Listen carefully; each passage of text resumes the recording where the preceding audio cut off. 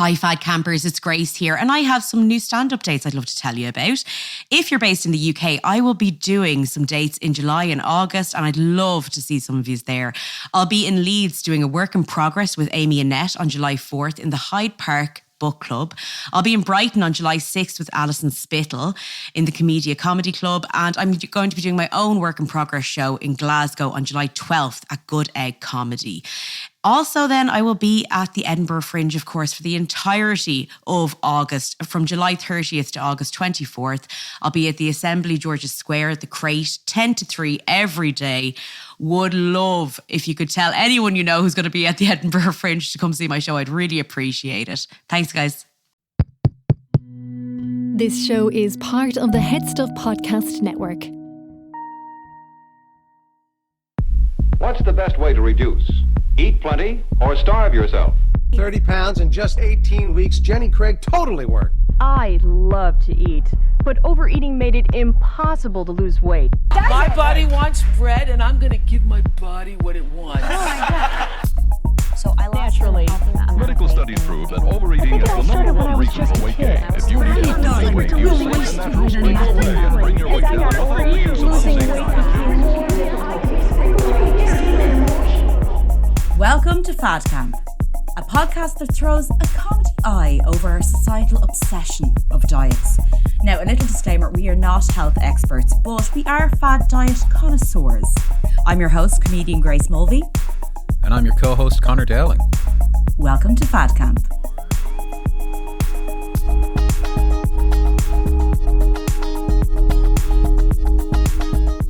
Hey everybody, welcome to a brand new mini episode of Fad Camp. Hope everybody's enjoying their summer. Hey Grace, how's it going? It's raining all the time. It feels like the dark, miserable autumn out there. I don't know. I think me and Grace got our suntans in at the start of June. Yeah. For anyone who isn't based in Ireland or the UK, you are really experiencing some global warming heat, but basically in Ireland and the UK, it has been non-stop rain for the wettest July on record, apparently, ever. Absolutely. So listen today, the rain is going to get us to another mini episode because me and Conor have nothing else to do. Well, we just wanted to talk about the weather for this episode, actually. That was the most Irish opening to anything. Yeah. Irish people are obsessed with weather. Yeah, we did a full solid 20 minutes on rain. None of this should be edited out. We actually wanted to do a bit of a follow-up / update episode to, I think it was our first episode of the most recent season of Fad Camp on the quote-unquote revolutionary weight loss drug Ozempic, aka semaglutide, I think that's what it's called, aka Wegovy. AKA what all the celebs are on, apparently. Exactly. And now you can be too, apparently. So just a quick refresher for anyone who doesn't remember, this weight loss drug first came on my radar when my personal doctor recommended it to me just casually. You know, I was there for, a run. You weren't even at an appointment. He was just shouting at you from a window. Yeah. You're walking in the street. He DM'd me on Instagram. He saw one of my photos on Instagram. It's like, you know what you need? This weight loss drug. I'd love that, he's basically for fat people, they're getting people are sliding into their DMs, just being like, hey, you need to be on this drug. Exactly. And basically the drug was originally for people with type 2 diabetes. And one of the side effects was that it suppressed appetite, created more feelings of fullness. And a side effect of that was that people were losing weight. My doctor told me that he was on the drug. And, I raised an eyebrow at the time and went, okay, thanks, but no thanks. I got to go record a little show called Fad Camp. I don't know if you've heard of it, but one day this conversation will feature on it. Imagine we were both very obviously on Ozempic as well. Imagine as each episode comes out, you just see us get smaller and smaller. Yeah. And I didn't take my doctor up on this at all. Yeah. So when me and Grace first started talking about this thing, it was basically January of 2023. We started talking about this still very early in the media, but of course our bullshit detectors were ringing off the charts. Yeah. And since then, I just feel like every week, every month, there have been new articles, new information, new layers of the onion have been peeled back to reveal more eye-wateringly painful information about what's actually going on with this. The conclusion of that episode was basically that this drug, for all of the claims that all of the celebrities were apparently on it, we say apparently because it was very hard to confirm if anyone was actually on it, and if or whether it was just the media kind of like perpetuating that to make us all think we needed to be on it too. But it turned out that studies had shown that the average weight loss was about 15 pounds or a stone roughly. And it was the kind of thing that when people stopped taking the drug, it weight was coming back. And also their health markers that had changed. If their blood pressure went down, if their cholesterol went down while on the drug, it very quickly climbed back up to their pre-existing states. So that was quite concerning to me and Grace because we know we've done so many fad diets where we've lost a stone or whatever, and it's come back on with interest in the past. So we concluded that it was just as good as any other fad diet, except this may have like long-term physical and medical implications that we really just don't know about just yet. So in the meantime, we have had some feedback from some listeners, and I've spoken to another doctor just in conversation, not in a doctor-patient setting about it. These doctors are obsessed with you. I know. Obsessed with you, Conor. I never get a doctor talk to me about anything. They don't want to see me. They're sick of me. Absolutely. And I suppose like, I mean, you know, I don't want to give too much of a skewed kind of viewpoint about it, because obviously, like, you know, on the show we are very kind of like anti-diet and anti-diet culture. But like, if something is helping somebody, I'm sure we must have mentioned it on the show as well. Like, you know, if your doctor is trying to help you with something, then like that's, you know, between you and your doctor, and you know, far be it from us to change your opinion on that. But someone did contact us at the time, and they said, just heard the new episode. If you'd like to talk to someone who actually takes Ozempic and has a very positive story to tell about it, hit me up. I'm just an average Joe, not some celebrity, and I pay for it privately with my own money. It isn't a vanity project for me, but it has helped me get back mobility and life to a degree, which I think is great. Like, you know, I think it's really positive that someone has you know, positive story to tell about it.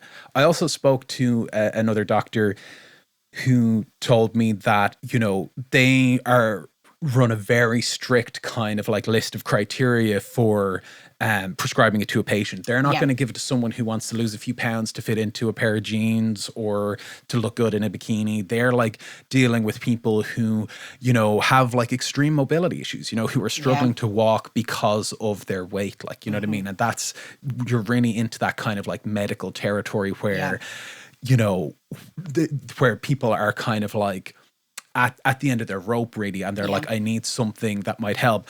And this particular doctor was saying to me that they marry it with, you know, a, you know, new nutritional program and an exercise program and all that sort of stuff, so that, you know, they can help people get back mobility and that kind of thing. So I can't exactly like argue with that, because it's going to be a case by case situation with people, but sure, there's a reason it's given to people with type 2 diabetes as well. Like, that's the thing. Like, no one is arguing that. It's more that's it. Yeah, we're not saying like, you know, heal your diabetes in a different way, but we're through prayer. Yeah, exactly. Pray the diabetes away. Go for the Bible diet, like one of our old Fad Camp episodes. But yeah, I think it's like the improper use of it, I think, was kind of the thing that we were looking at really in our last episode. And recently there was an article in May of this year on RTE Investigates. So I highly recommend people to read this article. Honestly, upon reading this article, I was like, this could be a whole episode, but like we have to get back out to playing in the rain outside, so like we don't have time to go through the whole thing. Also, the fact that it's RTE Investigates, another little fun fact, RTE is the national broadcaster in Ireland. So the fact that they investigated it, I'm like, well, look at us really coming through over here. Yeah, absolutely. And I really think that it is a good one for them to investigate, because it kind of is in the national interest. It is like something that is going to be happening on like a personal level, on a private medical level, and then on a public medical level.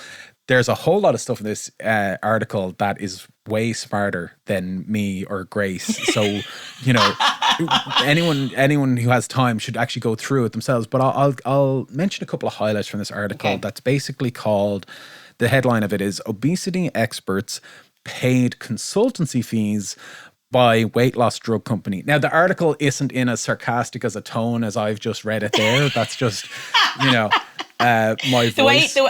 Your eyebrows rising every time you said consultancy fees. Yeah, like quote unquote consultancy. You had bullshit, such a little, aka bullshit fees.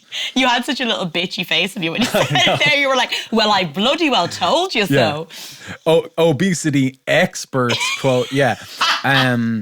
So straight away from that headline, you know, our alarm bells are ringing here. You know, this is some Michael Keaton dope sick, you know, kind of territory. What Oxycontin, like, you know, like that's the first thing that kind of comes to a lot of people's minds. Like particularly our American listeners might have a little bit more kind of like, you know, understanding of this, like the opioid crisis in the States, where doctors were just being wined and dined by pharmaceutical companies, and these pharmaceutical companies had so much money that they could take a bit of bad press, they could take the odd lawsuit here and there and still walk away with millions from customers, you know. What I found so interesting about that show, if anyone hasn't seen it, Dope Sick, was the claim they made about it being non-addictive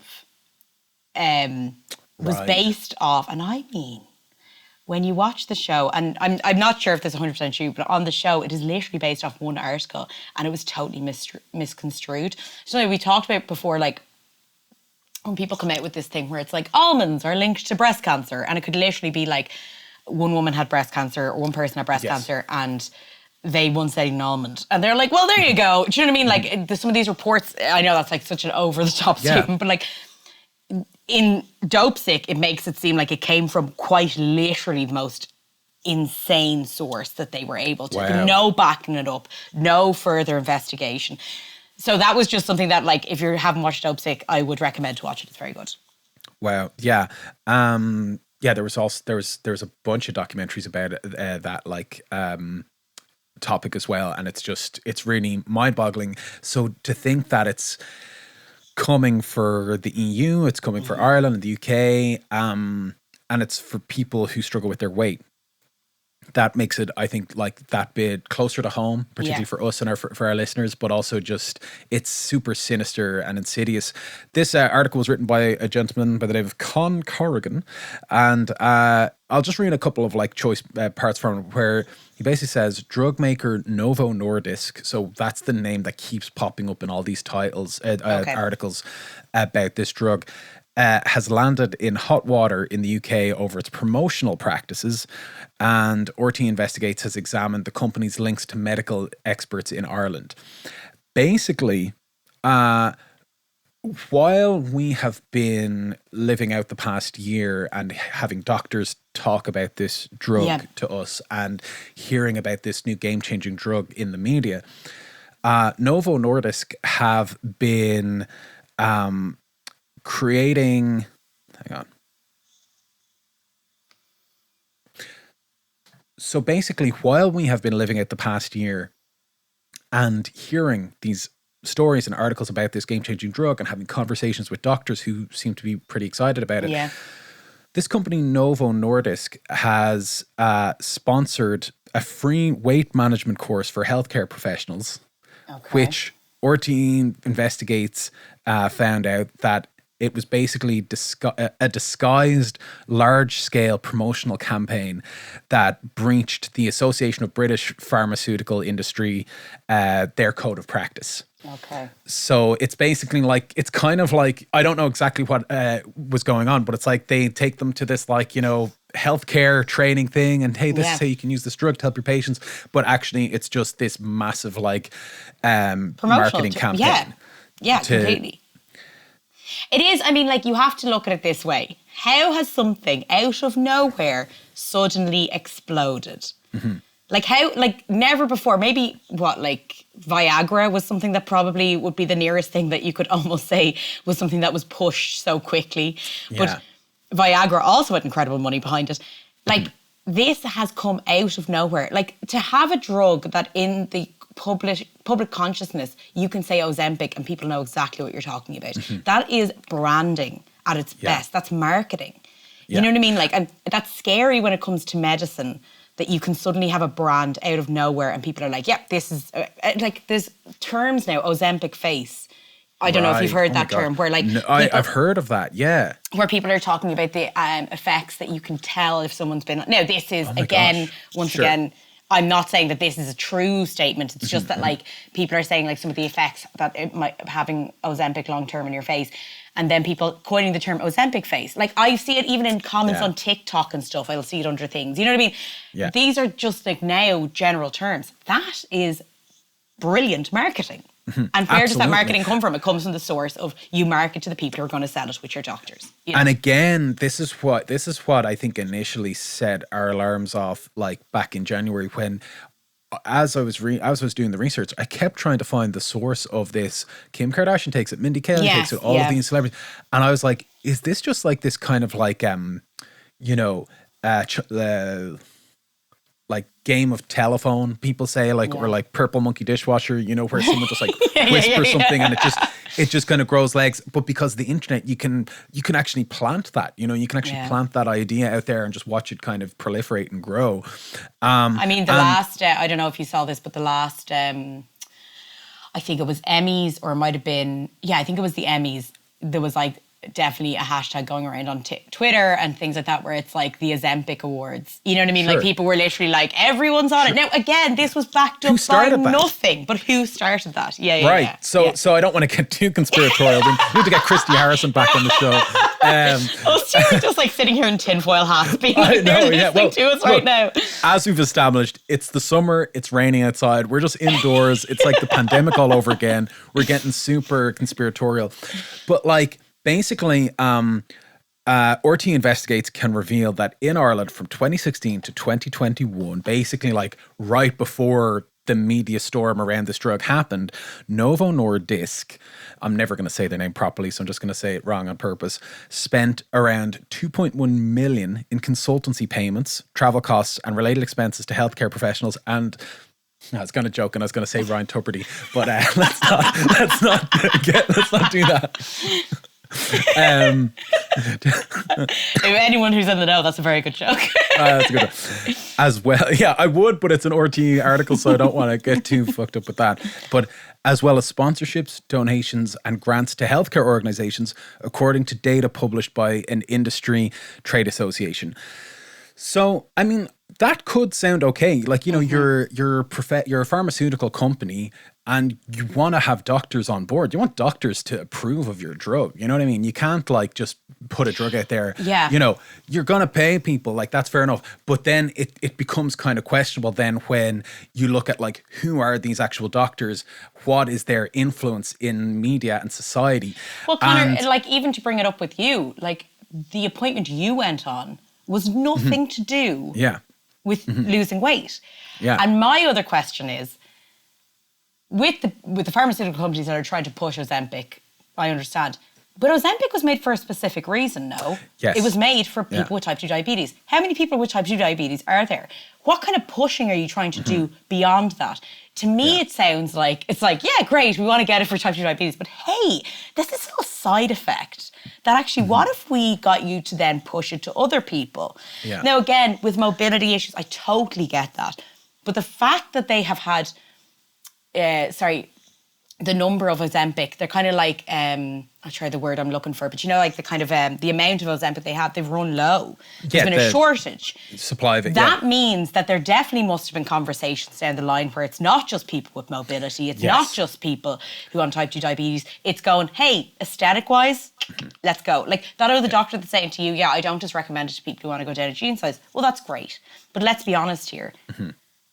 Obviously, that's not every doctor, and obviously that's how we're hearing about it. That's how we're hearing about it in the zeitgeist, you know.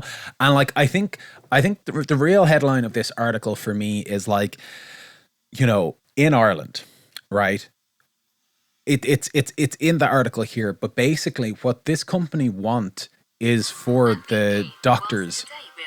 Sorry, go on ahead. No, I'm looking up a different article, sorry, just start from the beginning. What the doctors, what Novo Nordisk like are aiming for in this company is to get doctors and like say like the HSE, also like the NHS in the UK, to allow this drug through the medical card program. Yes, right. So that means that the government will then pay for anyone in Ireland who wants to take this drug, and their doctor is like, yeah, you've got the go ahead if you want to take this drug.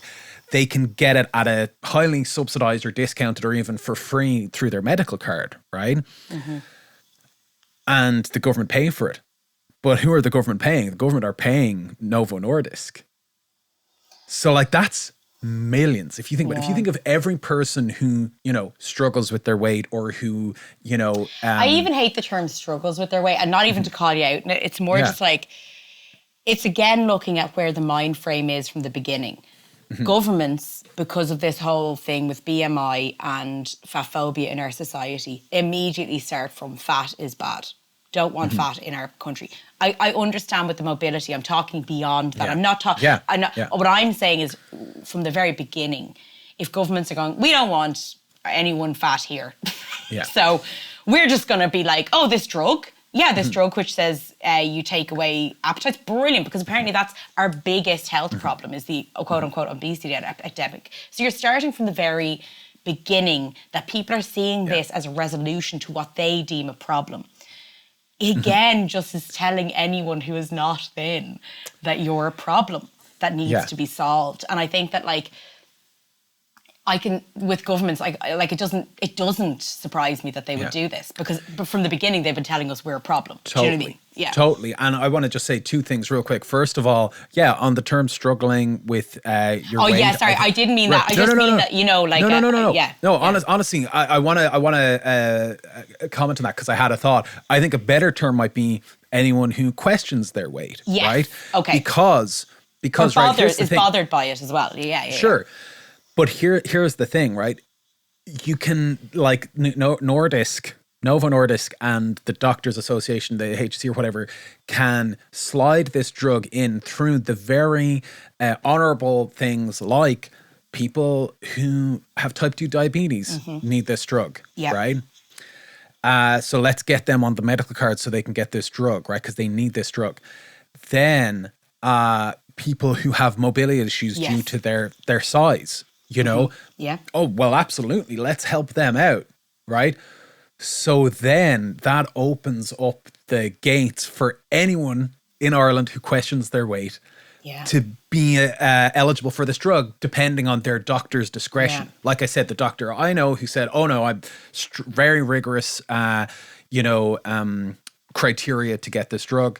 But then other doctors who are like, oh yeah, you've mentioned that you're bothered by your weight a few times. Yeah, you can have this drug. So that becomes, if you think about the ratio, there's probably like 20% are like diabetes, 20% have mobility issues, and 60% of their customers are people who read that Kim Kardashian used this to lose weight fast. And are like, I would even put it for brides. Like we've talked about it, people who are like, oh, I want to lose weight for this thing. It's aesthetic. And like, as well, Conor, you know, you even saying there, maybe a doctor who's heard you maybe talk about your weight in a negative way before or whatever. But like, I have had experience with doctors before who they just literally bring up my weight out of nowhere. Where I'm I didn't come in here to be shot. But apparently I'm going to be. So that's where I get really worried. Or what if someone who might have an underlying eating disorder or disordered eating, which is now going to be totally overlooked and not addressed because, hey, I can give you this injection. What, that you're going to take for the rest of your life? Or what about the underlying issues you might have with food? Or what about even just that you're going to have to maintain whatever this Ozempic might do to your body for the rest of your life, and we don't even know what it does long term. So like, that's just where it really, really concerns me. I have another little. I came across this other article actually to do with Ozempic. Is there anything else you want to add from your article that you want to talk about? All I'll say is that there's a lot to unpack, you know, in this article and in this topic as a whole. So I think anyone who's like on the drug or is considering taking it, like, do the research, have good conversations with the doctor, and take the viral social media information about this drug with a pinch of salt, including Yeah. this podcast as well. Yeah, and Don't like take- this is the thing. We're in this right now. And so Yeah. I think it can be very hard to analyse something that you're like, it's like if we were trying to like analyse the shows we watched in the early noughties as we were watching them. We just couldn't. Now we look back and go, wait a minute. But totally. with Ozempic, like me and Conor, I suppose, we're always just trying to question what's coming up and question why it's such an issue to be fat or bigger or live in a bigger body. What's such an issue in our society? So like for us, it's like obviously there's many medical things we don't know about. So like, we totally understand that this drug could benefit a lot of people. I always think it's like questioning why you're taking something in the first place and not to feel a bit of peer pressure from the media because there's always a new thing coming out. You know what I mean? And like, I've been prey to it many times myself. In talking about that, I just quickly came across this. Now, I don't know this TikTok star, but I'm an elderly woman, beyond my years.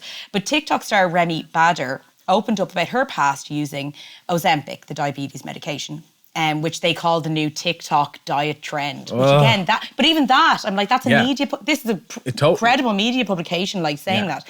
The 27-year-old influencer appeared on the latest episode of Amanda Hirsch's Not Skinny But Not Fat podcast, where she spoke about being prescribed the diabetes medication before it was trendy. So kind of a bit like you, Conor, where someone was, a doctor said it to you. Yeah. Bader says, I'm like almost annoyed that it's this trendy thing now, but when I went on it for actual issues. The plus size model, who was this TikToker, explained that her doctor had recommended she try Ozempic shortly after it was approved by the US Food and Drug Administration in 2020 for her pre-diabetic insulin resistance and weight gain issues. She had mixed feelings about Ozempic, as the article says, because once she stopped taking the once weekly injection, her binge eating worsened. She says, I saw a doctor and they were like, it's 100% because you went on Ozempic. Because it was making me think I wasn't hungry, she explained. I lost some weight. I didn't want to be obsessed with being on it long term. And I was like, I bet the second I go off it, I'm going to get starving again. And I did. Yeah. She said, my binging got much worse, so I kind of blamed Ozempic. And she said, I gained double the weight back after. Again, it's good to hear that someone else, the listener who sent us a tweet, that they're positive, like having a positive, experience on Ozempic, and it seems to be helping them with their mobility and all this sort of stuff. But even just hearing this, it's like when someone's like, I went off it and sort of this is what happened to me. We kind of do need to hear these stories because again, this feels like such a big trend and it just, you want people to just have as much knowledge as anyone would want, whatever medication you're going on, because like I've tried different medications. They always tell you every single side effect you could possibly ever get. It's good to know that like the same with Ozempic or any of these weight loss drugs. Thanks for listening to this episode of Fad Camp. As always, we want to thank our producer Darren Lee. If you enjoyed this episode, please feel free to review us on iTunes, Google Podcasts, or wherever you listen to your podcasts. Great ratings and reviews really help more people find the show, and it would mean a lot to us. Make sure to share the episodes with friends and family or on your social media. Every listen helps. And we absolutely love hearing from our listeners, so please get in touch with any of your diet stories on fadcamppodcast@gmail.com.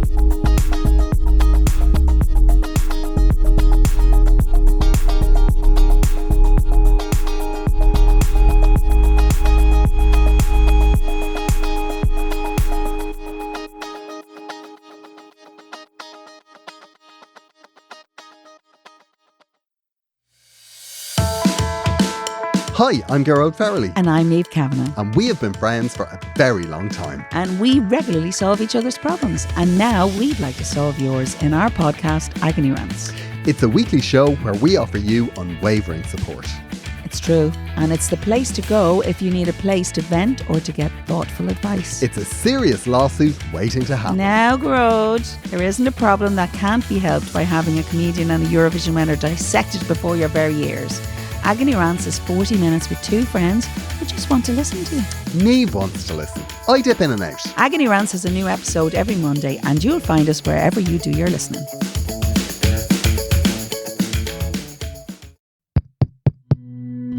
This show is part of the Head Stuff Podcast Network, a hub for the creative and the curious. Shows are produced in association with Head Stuff and the Podcast Studios Dublin. Find out more or become a member at headstuffpodcasts.com.